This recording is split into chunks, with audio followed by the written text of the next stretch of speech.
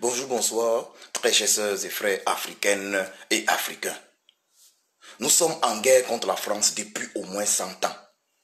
Depuis au moins 100 ans. D'ailleurs, même depuis environ 500 ans, puisqu'il y a eu la traite négrière, 400 ans de traite négrière, puisqu'il y a eu 400 ans de traite négrière.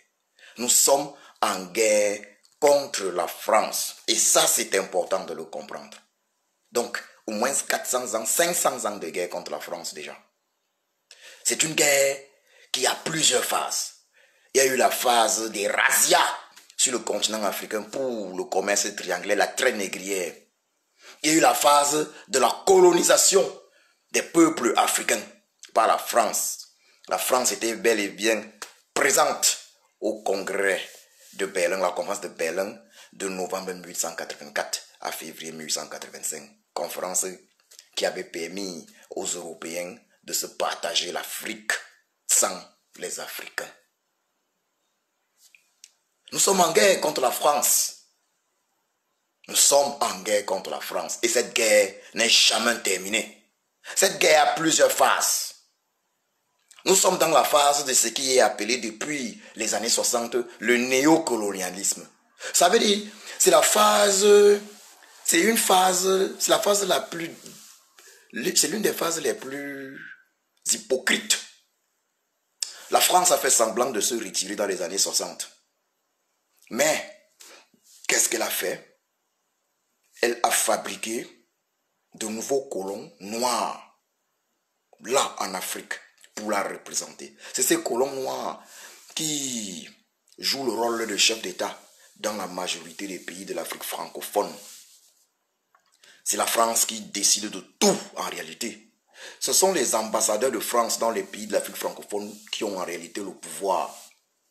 La France a pris la peine, avant les indépendances, entre guillemets, les pseudo-indépendances des années 60, de signer des accords avec ceux qu'elle devait mettre au pouvoir, avec ceux qu'elle a mis au pouvoir dans ces pays africains, afin que nous restions en réalité dans une colonisation par procuration.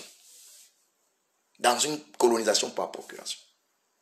Donc nous sommes toujours en guerre contre la France. Donc les pays africains ne sont pas indépendants, particulièrement les pays d'Afrique francophone. Et cette même France-là veut attaquer le Mali. La France veut attaquer le Mali militairement. Elle a déjà commencé à attaquer le Mali à travers la CEDEAO. Elle veut attaquer maintenant militairement. Elle veut attaquer le Mali militairement. Elle veut attaquer le Mali de son excellence, le colonel Assimi Goïta, président de la République du Mali, de la transition malienne militairement. Pourquoi? Parce que le Mali, de son excellence, le colonel Assimi Goïta, a dit non à la France. Comment comprendre qu'un pays comme le Mali, grand producteur d'or, un pays comme le Mali avec toutes ses mines d'or, ne soit pas le pays le plus riche du monde? Lorsqu'on sait que ce Mali-là a, dans son histoire, l'homme le plus riche de tous les temps, Kankan Mansa Moussa, puisqu'il s'agit de lui, empereur du Mali au XIIIe siècle. Kankan Mansa Moussa, l'homme le plus riche de tous les temps, jusqu'aujourd'hui, on parle de lui comme étant l'homme le plus riche de tous les temps. Il a eu à faire par le passé, à l'époque, un voyage à la Mecque. Du Mali jusqu'à la Mecque, il a distribué l'or. Partout où il est passé, il a distribué l'or en passant par l'Égypte jusqu'à la Mecque. La valeur de l'or dans le monde entier a chuté après le passage de l'empereur du Mali. Pendant au moins 10 ans, la valeur de l'or dans le monde entier a chuté. Tellement l'empereur du Mali avait distribué de l'or partout où il passait. Sa seule arme était de l'or. Il distribuait de l'or. Donc il est jusqu'aujourd'hui, on ne peut pas là d'un empereur du XIIIe siècle. Du XIIIe siècle, nous sommes au XXIe siècle. Nous sommes au XXIe siècle. On vous parle de Kankan Mansa Moussa, l'empereur du Mali, l'homme le plus riche de tous les temps jusqu'aujourd'hui. Jusqu'aujourd'hui, personne n'a atteint le degré de fortune de Kankan Mansa Moussa et personne n'a été aussi généreux que lui. Il a distribué l'or dans le monde entier. Et c'est d'ailleurs ça qui a fait en sorte que les Européens constatent que l'Afrique était très riche. D'ailleurs, sur la carte mondiale de l'époque, la nouvelle carte mondiale de l'époque était, sur cette carte-là, le Mali était représenté avec Kankaman Zamoussa, avec de l'or, un morceau d'or et une couronne en or. La carte mondiale de l'époque. C'est ainsi que les Européens décident de venir coloniser l'Afrique. Ils commencent par les explorateurs, les missionnaires et autres. Ils décident aussi de prendre les Africains en esclavage. Tout ça a été calculé. En prenant les Africains en esclavage, cela devait contribuer à détruire l'Afrique. Oui, il y avait certaines guerres entre peuples africains. Quand on parle de cette traite négrière, les Européens ont profité de ces guerres-là. Ils ont profité de ces guerres-là. Il y avait des prisonniers politiques, des prisonniers de guerre qui ont été facilement achetés, récupérés par les Européens, les prisonniers de guerre. Les Européens ont profité de cela. Kankan Mansa Moussa, l'homme le plus riche de tous les temps. Ce n'est pas une surprise que le Mali, l'or du Mali jusqu'à aujourd'hui, soit aussi impressionnant. Les Français, il faut le dire, Sarkozy, l'ancien président français, c'est lui qui a fait tuer Kadhafi. Et c'est avec la mort de Kadhafi que tous les problèmes du Sahel sont nés. Mais tout ça c'était calculé. Tout ça c'était calculé, c'était pas un hasard. Parce que la France devait mettre la main facilement sur l'or du Mali. La France devait mettre la main facilement sur les richesses minières du Mali. Puisque la France a la main mise sur toutes les richesses minières des pays africains. De l'Afrique francophone, bien évidemment. La France a envoyé son armée au Mali. Depuis tant d'années, l'armée française au Mali. Mais il n'y a pas de résultat. Mais c'est suspect. Tout le monde comprend que la France est là, et on a eu des vidéos, la France est là pour exploiter les richesses minières du Mali, l'or du Mali. Comment comprendre que le Mali ne soit pas le pays le plus riche du monde? Alors qu'il a de l'or. Tous les pays dits les plus riches du monde ont des réserves d'or. Leur monnaie s'appuie sur leurs réserves d'or. Et la France est parmi les 5 premiers pays au monde à avoir la plus grande réserve d'or. La France, je le répète, la France fait partie des 5 puissances au monde à avoir la plus grande réserve d'or. Ce sont les réserves d'or qui font la force d'un pays. Ce sont les réserves d'or. La France en a. Les lingots d'or. Banque de France. La France a des réserves d'or. Elle est parmi les 5 pays, je dirais même les 3 pays. Parmi les 3 pays. Donc entre les 3 et les 5, soit les 5e, soit les 3e. Au niveau de la réserve d'or. Mais il n'y a pas d'or dans le sous-sol français. L'or de la France vient d'où? L'or de la France vient du Mali. L'or de la France vient de l'Afrique. Je le redis encore. L'or de la France vient de l'Afrique. Donc comment comprendre que la France vienne, elle récupère l'or au Mali. La France a la 3e ou la 5e réserve d'or mondiale. Et le Mali n'en a quasiment pas. N'en a pas. Vous comprenez où est l'arnaque? Où est la colonisation? Quand la France, les Français discutaient du bienfait de la colonisation, ils parlaient de leurs intérêts. Souvenez-vous de Jules Ferry, qui parlait de la recherche de territoires où ils pouvaient vendre leurs produits.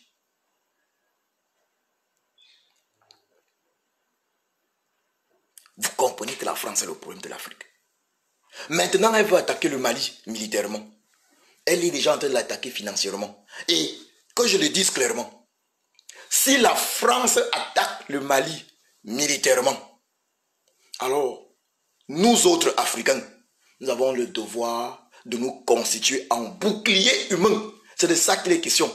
Si la France attaque le Mali militairement, alors nous autres Africains, nous avons le devoir, l'obligation de nous constituer en bouclier humain au Mali.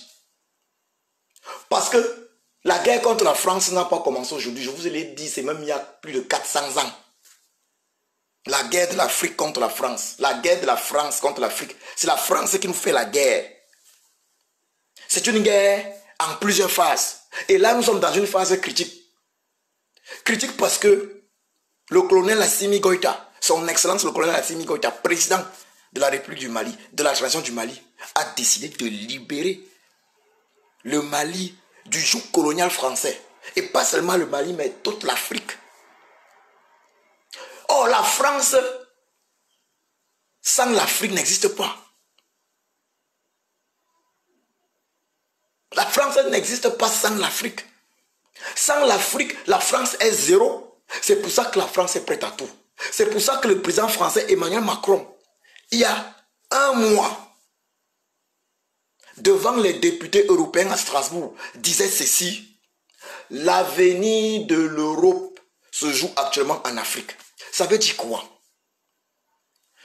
La France sait qu'elle ne peut pas s'en sortir seule en Afrique. Elle cherche l'aide des autres pays européens afin de détruire le Mali et continuer de piller le Mali et l'Afrique. Donc nous, Africains, nous n'avons pas le choix. Nous sommes dans cette guerre, dans les années 60, guerre d'indépendance. Tous les héros, tous les combattants, les vrais combattants, pour la libération totale de l'Afrique, pour l'indépendance de l'Afrique, ont été assassinés. En pensant au Cameroun, je pense à Ruben Oumniobé. Je pense à Félix Roland Moumié. Je pense à Osendi Afana. Je pense à Ernest Wandji. Je pense à Sa Majesté Kandem Nemnim. Sa Majesté Kandem Nemnim, le roi des Bahamas au Cameroun. Je pense, je m'en vais plus loin, à la République démocratique du Congo. Je pense ainsi à Patrice Lumumba. Je pense dans les années 80 au capitaine Thomas Sankara. Oui, tous ceux jusqu'ici qui se sont battus pour une Afrique libre ont été curieusement assassinés. Ils ont été assassinés par qui? La France. La France assassine sous plusieurs formes. Elle se sert de ceux qu'elle a, des Africains traite, ce qu'on appelle les esclaves de maison. Ceux qu'elle a pu corrompre, ceux qu'elle a pu acheter pour détruire l'Afrique. Mais je le dis, Africains, nous avons le devoir et l'obligation de constituer le bouclier humain. Je dis bien le bouclier humain au Mali. Au cas où la France venait à déclarer de façon même inofficielle une guerre militaire contre la République libre du Mali, dont le chef de l'État actuel est son Excellence le colonel Assimi Goïta. Il faut que ce soit clair. Et lorsque je parle de bouclier humain, cela veut dire quoi? Cela veut dire que chaque famille africaine devrait envoyer, nous devons tous être, chaque famille africaine doit envoyer au moins une fille ou un fils. Je dirais même un fils, au moins un fils. Au Mali, à Bamako, partout au Mali, pour dire aux Français, tuez-nous tous. Nous sommes à l'ère de nouvelles technologies. Il va falloir que le monde entier, que ce soit en Asie, en Amérique, en Australie et dans les autres pays d'Europe, que le monde entier voit comment la France nous tue tous au Mali. Nous n'avons pas les armes nucléaires. Nous n'avons pas les armes nucléaires. Ce que nous avons, c'est la ressource humaine. Si la France attaque au Mali, nous devons nous construire un bouclier humain. Et que la France nous tue tous là-bas. Que la France tue une fois tous les Africains. Qu'elle nous tue tous. Oui, les Français, ils ont l'arme atomique. Mais qu'elle nous tue tous. Que la France nous tue une fois. Tous. C'est de ça qu'il est question aujourd'hui. Africain, c'est de ça qu'il est question. Je répète. Si la France s'attaque militairement au Mali, nous devons nous constituer en bouclier humain. Tous au Mali. Que la France nous tue tous. Que la France nous tue tous. Que le monde entier voit. Nous sommes à l'ère des nouvelles technologies. Que le monde entier voit comment la France tue tous les Africains au Mali. Ce n'est pas normal. Et il n'y a pas que le Mali. Regardez le cas du Niger. La France est le premier producteur du monde en énergie nucléaire. Ici en Europe, c'est la France qui est le grand producteur d'énergie nucléaire. De l'énergie nucléaire. Mais où est-ce que la France prend son uranium? C'est au Niger. Mais qu'est-ce que le Niger gagne de cet uranium? Rien, pratiquement rien. Mais c'est au Niger que la France prend son uranium. Ça veut dire, la France a de l'uranium pour produire l'énergie nucléaire. Première puissance au monde avec l'énergie nucléaire, c'est elle qui vend l'énergie nucléaire un peu partout ici en Europe et partout dans le monde. Premier producteur. L'énergie électrique en France, c'est de manière globale nucléaire. Mais où est-ce que la France prend son uranium? Au Niger. Et le Niger ne gagne rien de tout ça, pratiquement rien. Et le Niger est l'un des pays les plus pauvres du monde. Au-delà de cela, pendant que la France creuse son uranium au Niger, prend l'uranium au Niger, les populations du Niger, vous savez, quand on parle d'uranium, on parle aussi de radioactivité. Est-ce que les populations du Niger sont protégées? Vous comprenez à quel point la France est le problème de l'Afrique? La France est le problème des peuples noirs. Regardez même dans les dom-toms. Allez un peu en Martinique. Allez dans ces pays-là. Les territoires outre-mer français. Nos soeurs et frères noirs. Nos soeurs et frères noirs souffrent. Dans les dom-toms, vous allez remarquer où ils produisent la banane. Et la banane crée des problèmes. Ça veut dire qu'ils utilisent des insecticides dangereux. Dangereux pour les populations locales. Dans ces dom-toms territoires outre-mer, ça je vais vous faire rigoler. Ce sont les Français de souche blanche qui ont le pouvoir. Ça veut dire que vous partez dans les Antilles françaises. Les dom-toms territoires outre-mer. Ce sont les Français de souche blanche qui ont encore le pouvoir là-bas. C'est eux qui décident de tout. Les affaires, vraiment, c'est eux. La France est la malchance, il faut le dire clairement, de la race noire. Rien contre le français, qui n'est pas colon, parce que tous les Français blancs, les Français de souche, tous ne sont pas colons. D'ailleurs, il y a plusieurs familles africano-françaises, franco-africaines. Donc, noirs, plusieurs noirs avec des Françaises blanches, pures de souche. Et plusieurs Français blancs avec des Africaines, voilà, noirs. Il y a plusieurs familles mixtes. Il y a plusieurs familles mixtes dont le problème n'est pas l'homme français pur de souche. Le problème est le colon français. On avait pensé que le jeune Emmanuel Macron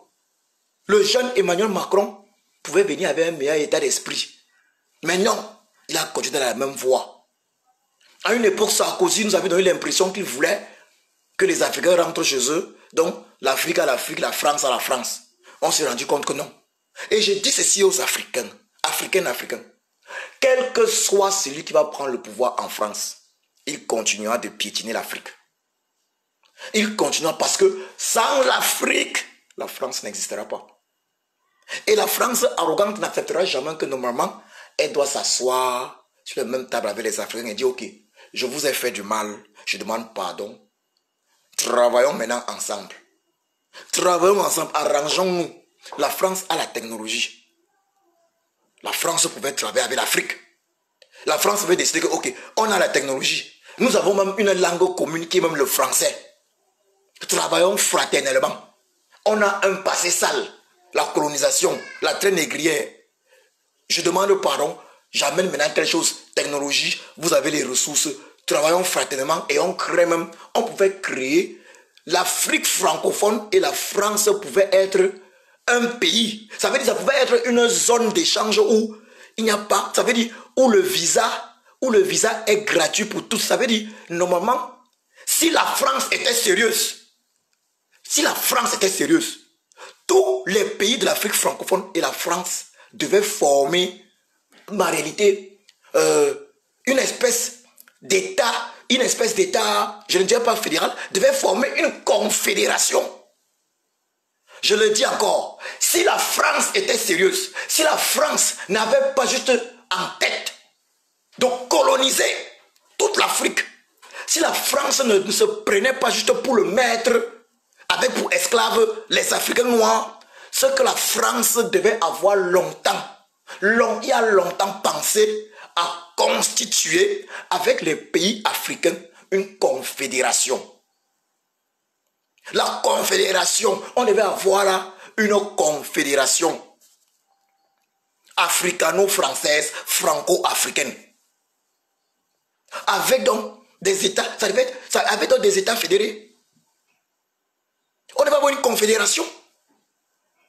Et cette confédération devait faire du bien à tous les pays, à la France et aux pays africains francophones. On ne devait pas avoir des histoires de visa entre nous. Ça devait être en réalité en quelque sorte le même pays. On devait être normalement une confédération si la France avait été sérieuse. Et on ne devait donc pas être dans l'exploitation, le pillage de l'Afrique continue. Le pillage continu de l'Afrique par le voleur, le brigand qui est à France, puisque la France assume cette position. On aurait pu avoir une confédération où on n'a pas besoin de visa, mais la France a réussi à diviser même l'Afrique. Ça veut dire, même en Afrique, il y a deux zones. Il y a l'Afrique de l'Ouest avec la CEDEAO, l'Afrique centrale avec la CEMAC. Et chacune de ces zones a le franc CFA. En fait, ce franc CFA qui est franc des colonies françaises d'Afrique. Le franc CFA de l'Afrique centrale n'est pas le franc CFA de l'Afrique de l'Ouest. Donc même en Afrique, la France a divisé. Là où les Français impriment notre franc CFA qui ne peut être changé nulle part dans le monde. On ne peut pas changer le franc CFA. C'est la France qui décide. C'est la France qui décide de nos devises, de notre argent. Là où ils impriment à Chamaïa, l'usine où ce franc CFA est imprimé, s'est brûlé récemment. Et ce n'est pas un hasard, je vous l'ai dit, ce n'est pas un hasard. Nous allons y revenir. Ce n'est pas un hasard. La France est le problème de l'Afrique. Récemment, le président français Emmanuel Macron a fait semblant, comme s'il voulait revoir les relations avec l'Afrique. Il a fait semblant. Mais c'était du semblant. On voit ce qui se passe au Mali et partout, au Niger, partout. On voit bien la France en train de soutenir le fils de Déby au Tchad. On voit la France en train de soutenir un autre tyran au Cameroun. Biya, le vieux Colombia qui avait lui-même reconnu, qui avait lui-même déclaré dans les années 90 être le meilleur élève de la France.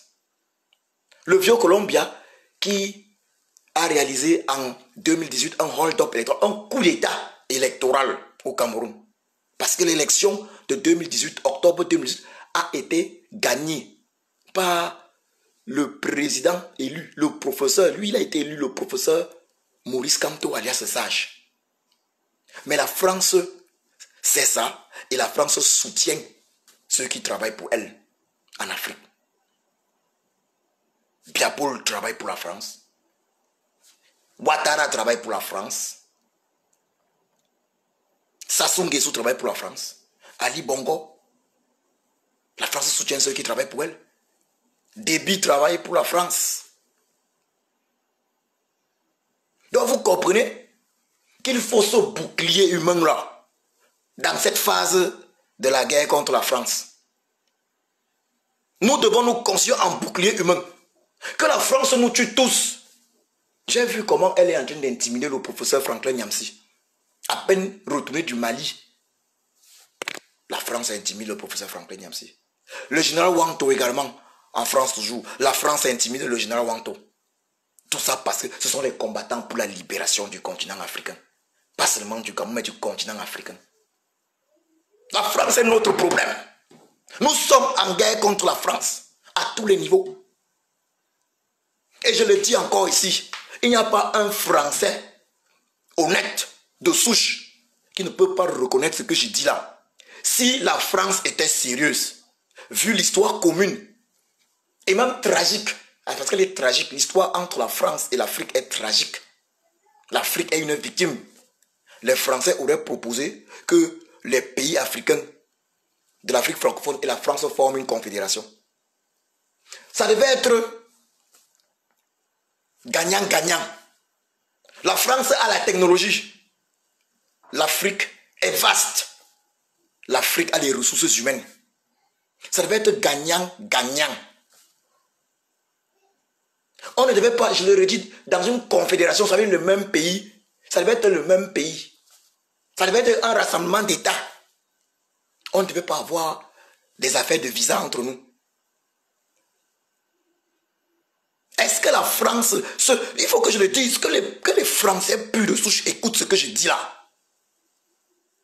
Vous êtes dirigés par des gens qui n'ont jamais voulu du bien même des Français purs de souche. Parce que vouloir le bien de la France vraiment, c'était de s'associer véritablement avec l'Afrique afin que le sentiment anti-français ne grandisse pas en Afrique.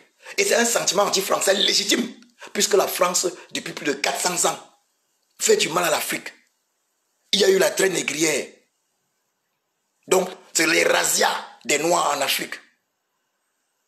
Il y a eu la colonisation. Maintenant, le néocolonialisme où la France est toujours active. En réalité, c'est toujours le néocolonialisme, c'est toujours une forme de colonisation. C'est la France qui continue de piller l'Afrique. Pourtant, on aurait pu s'asseoir sur la même table et discuter que bon, ok, on s'entend et ensemble on forme une puissance.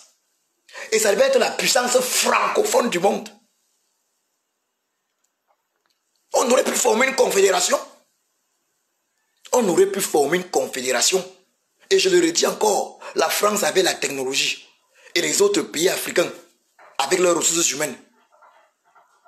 Et pas seulement les ressources humaines, les multiples richesses minières de l'Afrique, que la France continue de piller.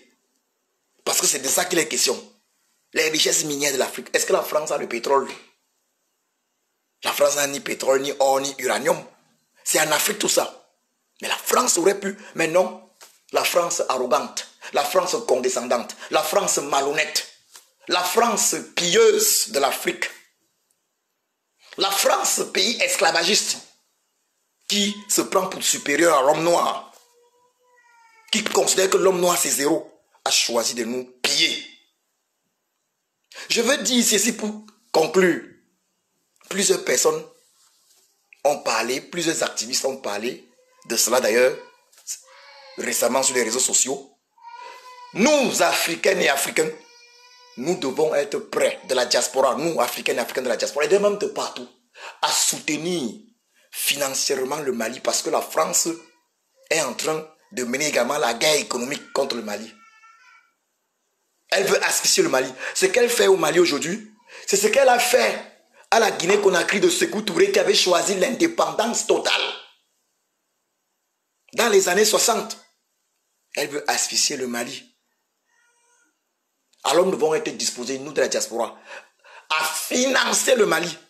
Dès lors que les autorités maliennes vont nous dire, nous avons besoin de soutien, alors nous devons être prêts à financer le Mali chaque mois. Nous pouvons le faire. Nous, diaspora africaine, nous pouvons le faire. Nous pouvons le faire. Vive l'Afrique libre. Non aux francs CFA. Non aux colons français en Afrique. Non à la colonisation continue de l'Afrique. Et une fois de plus, vive l'Afrique libre. Je vous remercie.